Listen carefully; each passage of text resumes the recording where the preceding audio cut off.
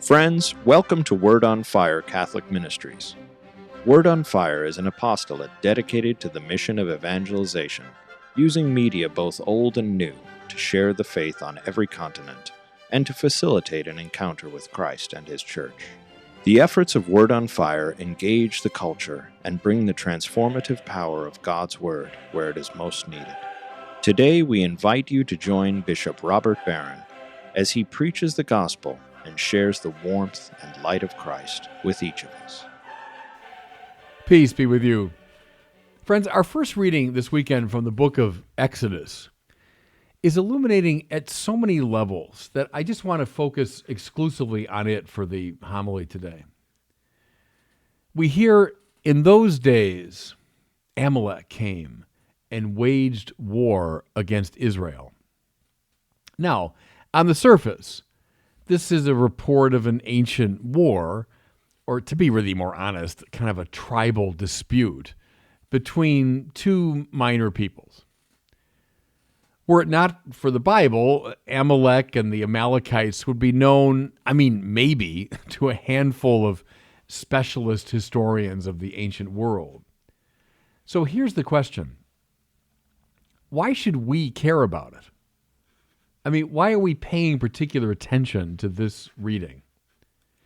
Well, read with a sensitivity to the multivalence of the biblical text, this report clues us in to the spiritual warfare that always obtains in a fallen world. Let me just say that again to you.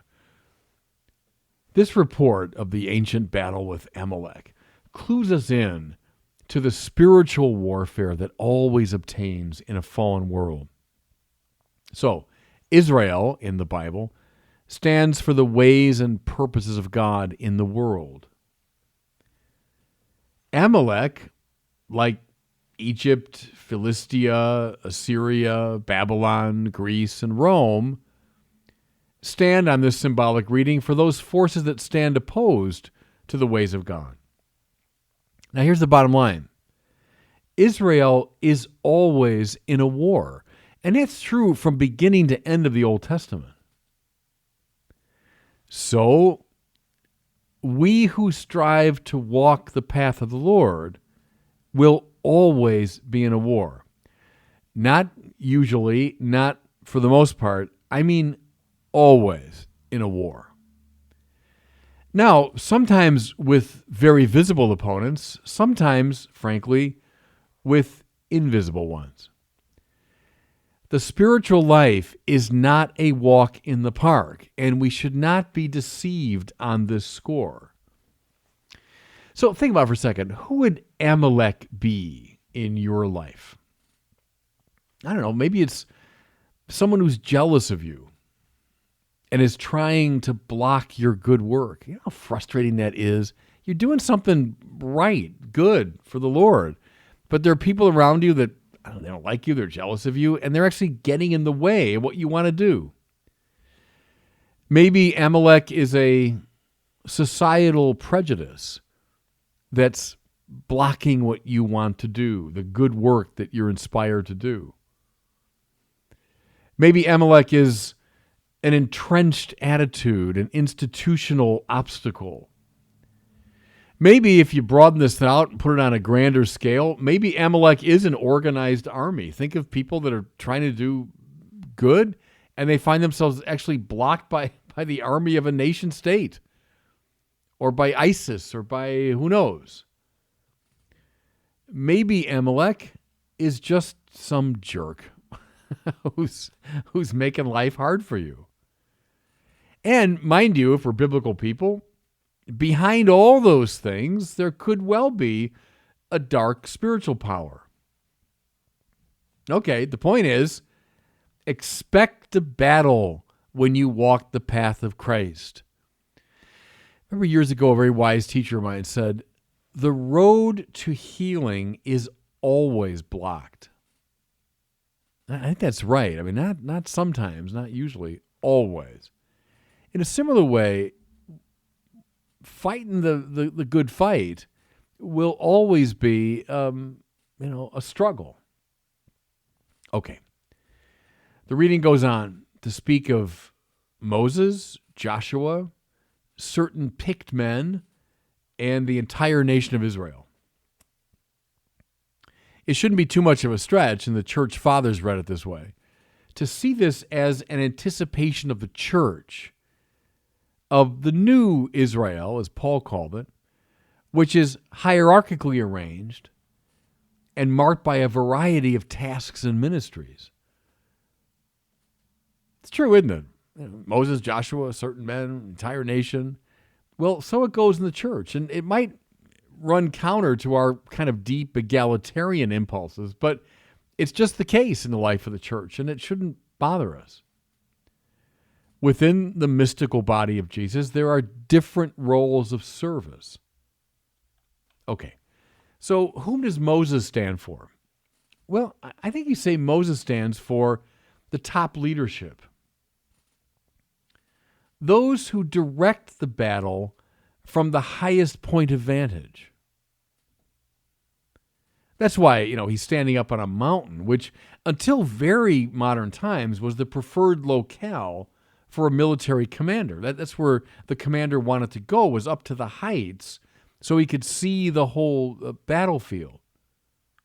Think of Napoleon doing that, Robert E. Lee. Go back to ancient times. Julius Caesar did that.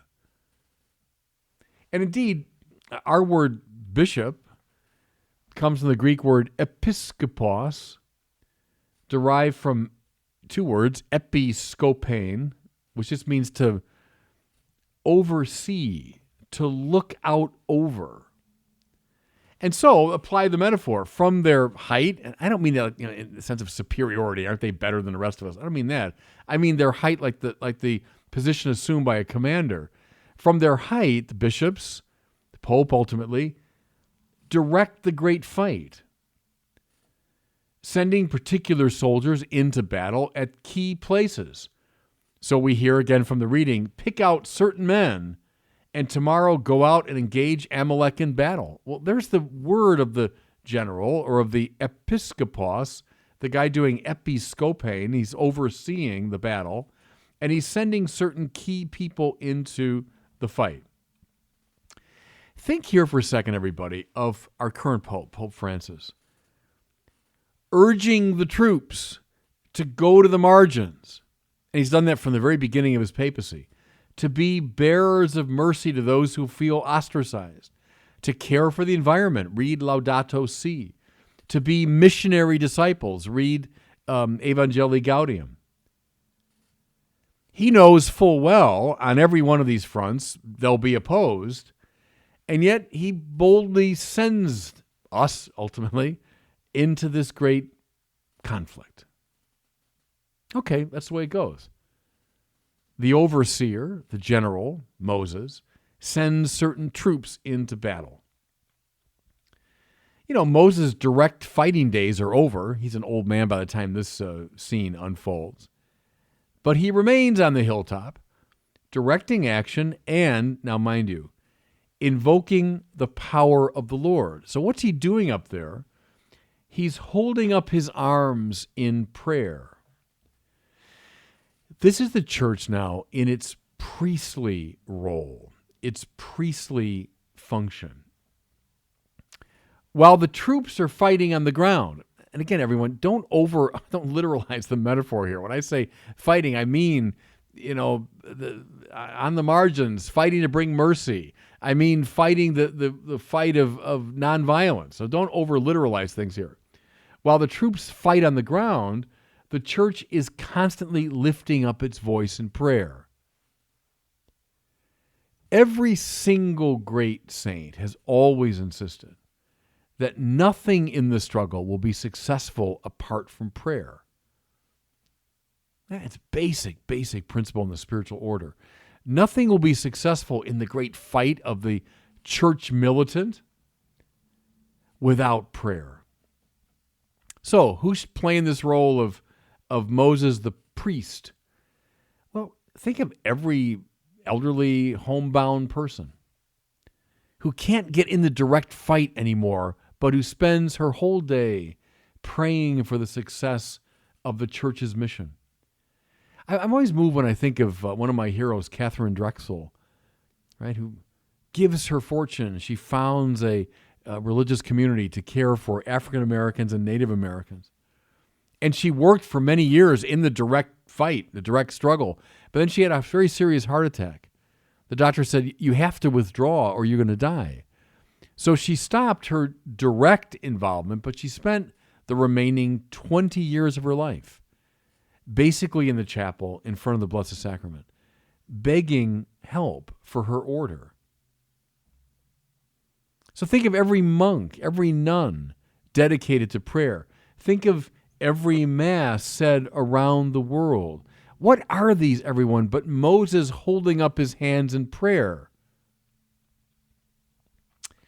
Okay, let's go back to the story. When Moses tires and lowers his arms, we hear, the battle goes against Israel. And so two of his aides, Aaron and Hur, hasten to his aid and hold up his arms. These two sons of Israel represent a beautiful dimension of the church. Namely, those people who, through their financial and institutional support, allow the prayer of the church to continue. Right? They allow Moses to continue in prayer. So think here of every person whose donations hold up monasteries and convents and parish churches. Think of every donor whose generosity feeds and houses priests and nuns and monks, whose offerings make possible a pastoral outreach to the elderly, enabling them to pray, etc., etc. See, what we're perceiving in this stunning scriptural icon is an image of the church in all of its variegated integrity.